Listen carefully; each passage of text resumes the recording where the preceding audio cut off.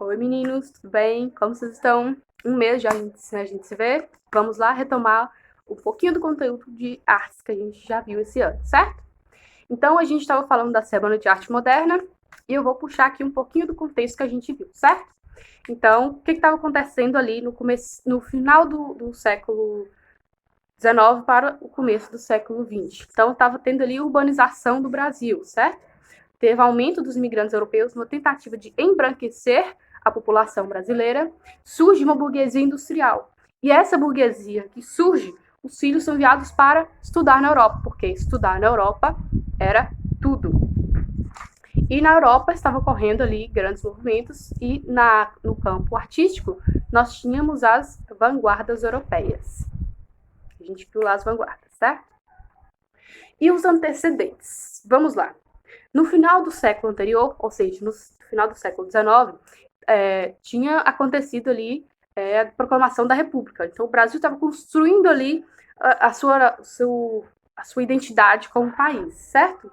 Então, estava tendo uma redescoberta do Brasil. Quem é o Brasil? O que o Brasil tem para oferecer para o seu povo? O que esse povo tem para oferecer para o Brasil? Era uma redescoberta da cultura brasileira, do Brasil. O que é esse Brasil? E com isso vem a questão do regionalismo. Então começa a surgir no campo artístico a valorização do caipira, a valorização do interior, de tudo que a gente tem no interior do Brasil. Não valoriza-se mais só Rio de Janeiro e São Paulo. Nós temos a Amazônia, que é uma floresta riquíssima. A cultura do Nordeste é uma coisa maravilhosa, super rica. O pessoal do Sul também tem uma cultura muito única dentro do Brasil. Isso tudo começa a ser valorizado aqui, nessa época. E na questão das artes, surgem novas formas de expressão e é um embate entre conservador e renovador, certo? E aí esses jovens que foram para fora estudar, eles começam a desejar uma renovação para as artes brasileiras. Eles querem mostrar o Brasil como ele é, e não somente copiar as artes europeias, toda a influência que vinha da Europa. É preciso mostrar o Brasil como ele é. E para isso é preciso pegar tudo que o Brasil tem, pegar a mistura de culturas que o Brasil tem, que mistura-se Europa, mistura-se cultura africana, mistura-se cultura indígena e surge algo novo. E é isso que o pessoal modernista quer fazer. Eles querem pegar tudo que o Brasil tem, juntar e construir algo novo.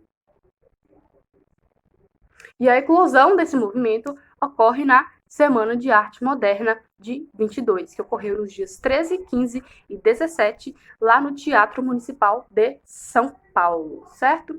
Então, os principais nomes são a Anita Malfatti, o Vitor Brocheret, Vila Lobos, Mário de Andrade, Oswald de Andrade, muito importante, Tarsila do Amaral, de Cavalcante, e o Graçarani, que ele não é bem modernista, mas ele apoiou esses jovens aí nessa tentativa de renovação das artes brasileiras.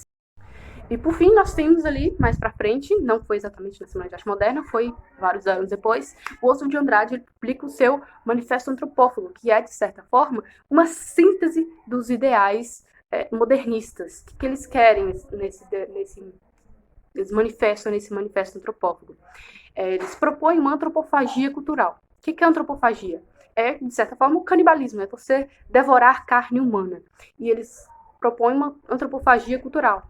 Então, você vai engolir as culturas, você vai devorar ali a cultura indígena, a cultura africana, a cultura europeia, e vai regurgitar algo totalmente novo, algo totalmente ali brasileiro, algo só brasileiro.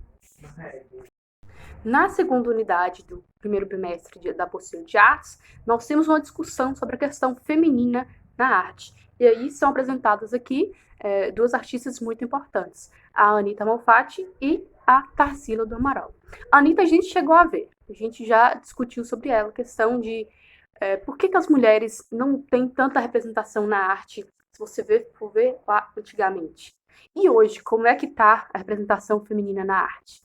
E aí, a gente já discutiu isso, lembra? A gente viu até as letras das músicas, como a mulher era representada e como ela é representada hoje, certo? Então vamos lá. A Anita, a gente já sabe que ela teve uma importância muito grande. Em 1917, ela fez uma exposição que causou ali um certo impacto. Então, quem foi a Anita? Anitta foi uma personagem muito importante na Semana de Arte Moderna, porque ela incentivou, ela influenciou muito o Oswald de Andrade na criação ali dos ideais que ele buscava, certo?